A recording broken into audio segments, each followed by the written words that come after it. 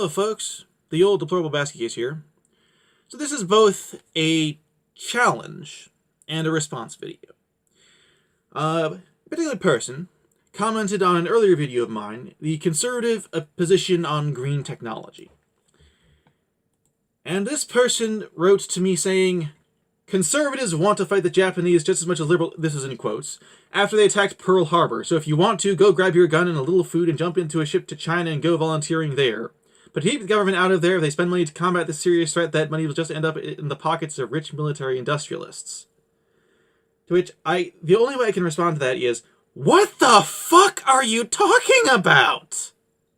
Where is this coming from? What point are you possibly trying to make there? Person goes on, I see your point that is unfair. What point? What are you what is unfair? What are you talking about? You seem to be trying to attach this as a metaphor to something.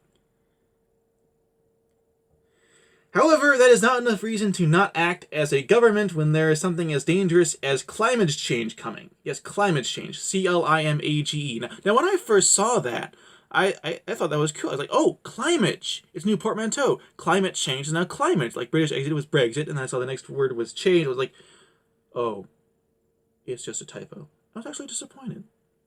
Climage. Yeah, I like it. Imagine the Syrian refugee crisis, only it's not ISIS, but flooded coastal cities, and it's literally all over the world, in bold. The world would be in chaos, not to mention the kind of economic collapse this would result in. If it means giving money to big companies to do that, then that doesn't sound like too bad a deal to make. Okay. Grammatically speaking, what you said was you want to give money to big companies to cause all of that. I get what you're giving money to big companies to prevent that happening, but that's grammatically what you wrote.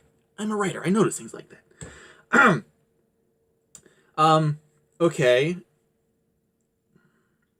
If the polar ice caps melted, the oceans would rise approximately 1 foot.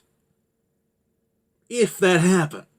If that happened so suddenly, all at once, with no warning, no change, no way for anything to react to that change.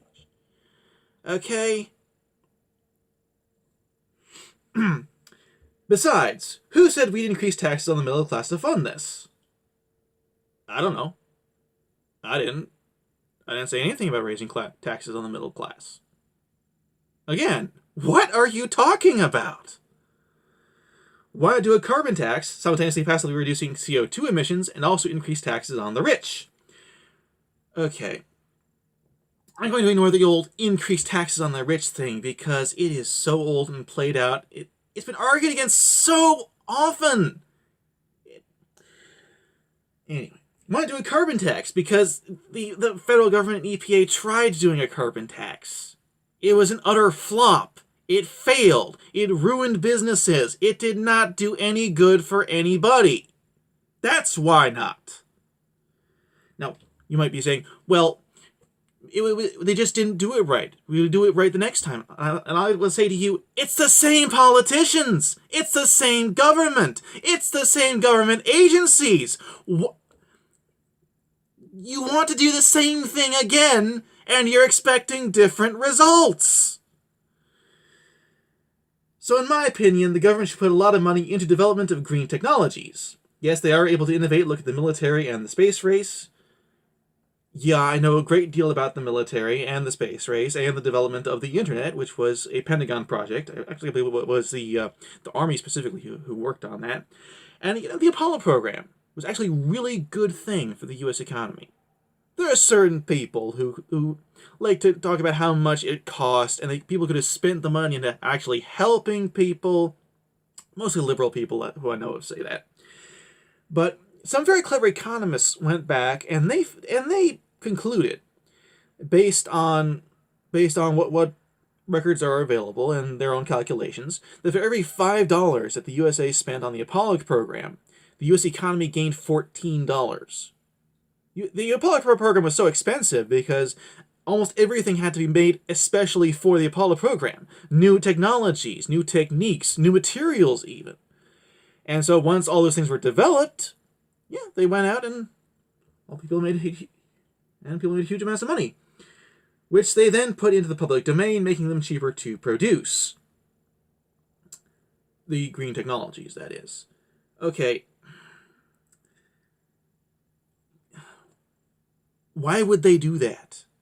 Why would the government put these new green technologies into the public domain when they could license them and make money?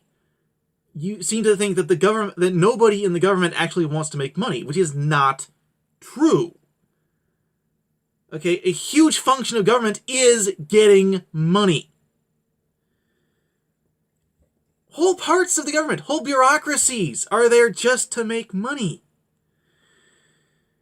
So, yes, I would certainly agree that the purpose of government is not to make money, but it is a huge part of what the government does.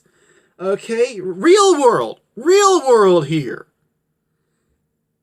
And they should also give poor and middle-class people money to buy solar modules, like solar roofs, individually. Okay, great. Good luck getting the government to do what you think they should do. Real world, again.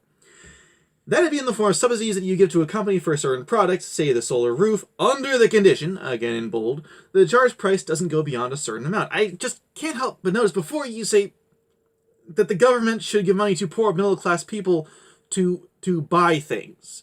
And in the next paragraph, you say they should give subsidies to certain companies, directly to the companies. Seems to be not exactly the same thing in my mind. It'll stay to obviously just increase prices. Okay. We're talking about a hypothetical economic situation that you really have not defined here. So I'll let that pass, but I will just say, if you want to make economic arguments, give some economic details, okay?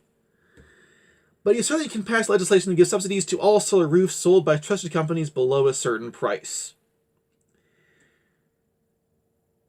And this last bit here, this is the problem. No, you are wrong. I cannot pass legislation that gives subsidies to all solar roofs sold by trusted companies below a certain price. You can't either. The only people who can is a group of politicians. And these are the same politicians who, for example, bailed out large companies on Wall Street that happen to have been donors to a whole lot of them. These are the same politicians who give subsidies to companies that, at least some of them, give subsidies to companies that are owned by friends of theirs. Real world, okay?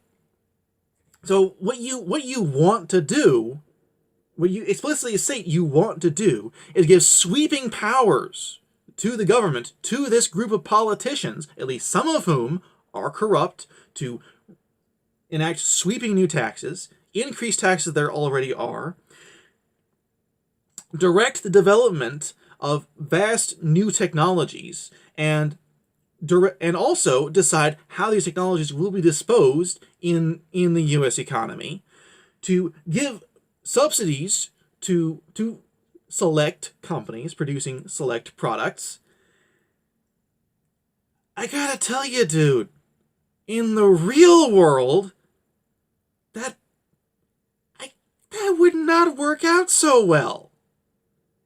Seriously. Okay, so I said this is a challenge video too. Here's my challenge. If you can give me one reason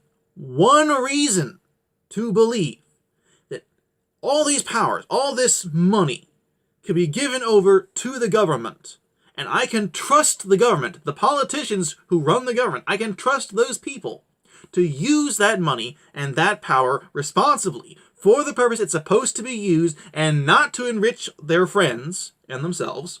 If you can give me one reason to believe that, I will never make a video criticizing the idea of man-made climate change. Go ahead. Come on. Give me your best shot.